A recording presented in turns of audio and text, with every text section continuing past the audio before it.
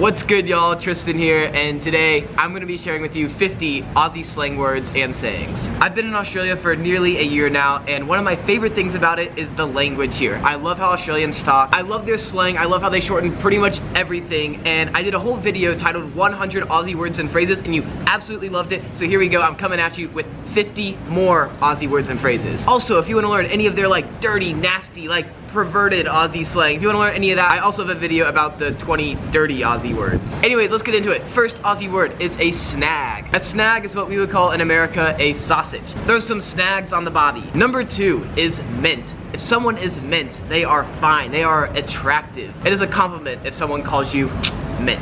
Number 3 is taking the piss. If someone is taking the piss, they are being made fun of. If all your friends are poking fun at someone, that person is taking the piss. Speaking of piss, my next one is slash. Have a slash. Take a slash. Slash is to urinate, to pee. I really like it, and I think slash is one of those Aussie words that I'm gonna really integrate into my own vocabulary. Number 5 is flog. A flog is a disliked person. Someone's just kind of like a moron. People don't really like, I don't know, respect their opinions, their thoughts. Kind of hard to describe that one, but I don't know. I'll just throw the definition of that one right up so you can read it if you want. Next up is salvo. Yes, they love shortening things here because salvo is just short for Salvation Army. Next up is a postcode. So in America, what we call a zip code, here they call a postcode. Honestly, I feel like a postcode makes like way more sense. I don't know where zip came from, but yeah, here they call a zip code a postcode. Number 8 comes up at restaurants a lot, and that is if you want to have your food at your house, you would ask for it for takeaway. In the States, instead of saying takeaway, we would ask for our food to go. A fairly minor difference, but nonetheless, another difference. While we're talking about food, the next one is teppanyaki. So teppanyaki is just this style of like restaurant style of cooking where they cook it all up in front of you, you know, make fire fly in the air, I don't know, all that cool stuff. Well, we call that in America hibachi. Fun fact though, we are totally wrong in calling it hibachi. That style of food is called teppanyaki, but for some reason in America we call it hibachi, which hibachi is a different style of cooking. I don't know why we call it that in America, but we are wrong. Number 10, we got the lift. So if you're taking the lift, that means you're taking the elevator. I think you can also use it when talking about escalators, but I'm not positive on that. But yeah, if you're looking for an elevator, just ask where the lift is at. Number 11, we got Muesli Bars. So in America, we would just call this like a bar or a granola bar, but here they call them Muesli Bars. Number 12 is hire. Hire is what we would call rent in America, but here, if you're looking to rent a car, you would say hire a car, hire a boat, hire a jet ski. Anything that you would say rent for in the States, you would ask to hire it here, besides houses. For some reason, when talking about renting a house, you say rent, not hire here. Next one is a saying, and that is no dramas. It's like saying no worries, no problem, like,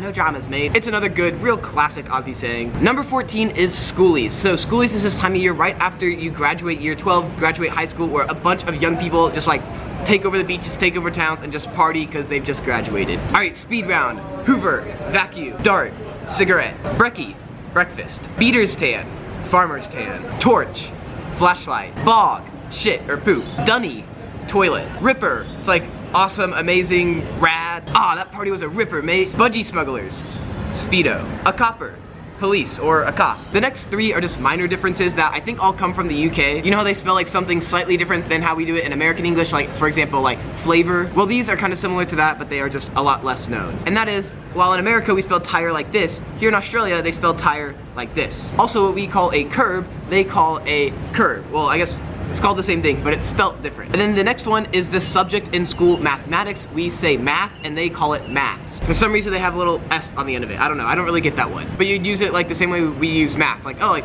are you good at maths? Next up is reckon. And it's not that we don't use reckon in American English. It's just that we don't use it much. And here in Australia, it's like super common. Like they say reckon all the time. Like, oh, like you reckon we could, I don't know, reckon. Next up is buggered, and that means you are exhausted, you're tired. Similar to buggered, but very different, is bludger. A bludger is a lazy person, someone who sits on their ass all day. Next up is thickshake. So a thickshake is what we would call in America just a milkshake. Now they still use the word milkshake here, but it just doesn't mean the same thing as a milkshake in America. Their version of a milkshake is just like milk with like, I don't know, some extra sweetness to it. Number 32, we have note, or a note. A note is what we call in America a bill. They refer to their currency as a note, and we refer to our currency as bills. Next up, number 33 is the bush. The bush here refers to like out in the country, like in the middle of nowhere. Oh, it lives way out in the bush, like, oh, way out in the middle of nowhere. Next up is a tinny. Hey, can you fetch me a tinny? Well, a tinny here is just a can of beer. But if you want a bottle of beer, then you can ask for a stubby. Next up is fair dinkum. And like the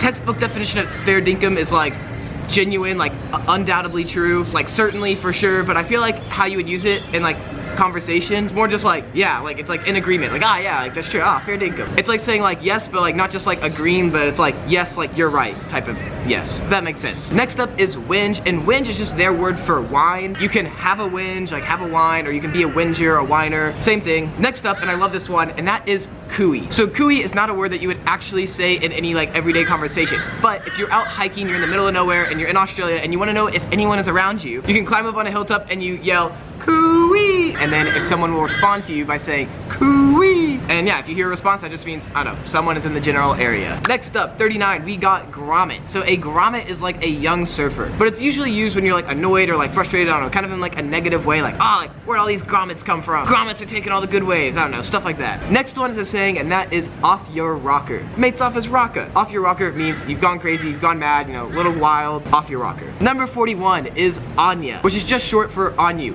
Ah, good on ya, mate. They just say it a lot here. It's just saying like good job, but instead of saying good job, they're gonna say, ah, good on ya, mate. 42 is a ratbag. A ratbag is a naughty child, a misbehaving kid, a little bit ornery. When kids are just being a little bit of a dirtbag, they are called a ratbag. Next up is kangaroos loose in the top paddock, or how you'd actually say it, like, ah, guys got some roos loose in the top paddock. But all it means is you're not all like mentally there, you know, got some screws loose, you're a little crazy, maybe stupid. And it can also be used to like refer to someone who's mentally handicapped. Alright, number 44 is a word I have more recently learned, and that is eshe, an eshe. An eshe is a type of person here in Australia that's, I don't know how to describe them. I'm just gonna Google eshe and throw up some pictures. That's what an eshe is, that type of person. They're just kind of like pricks, dickheads, I don't know, think they're top shit, smoking cigarettes, stealing stuff, like assholes. They're prone to start fights, like it's that type of person. So a couple of the words that I mentioned in my last Aussie vocabulary video was sparky and chippy, which are like shortened slang words for what they call an electrician and a carpenter. Well, since then I've learned a couple other slang words for different traits, and the first one is a brickie, which is a bricklayer, and the second is a truckie, or a truck driver. Number 47 is something that like we do say in the States, but they just say it a lot more here, and that is, ah, she'll be right, it'll all be okay, it'll all be good. They love to say that here, like I hear it all the time. Next up is a booze bus, and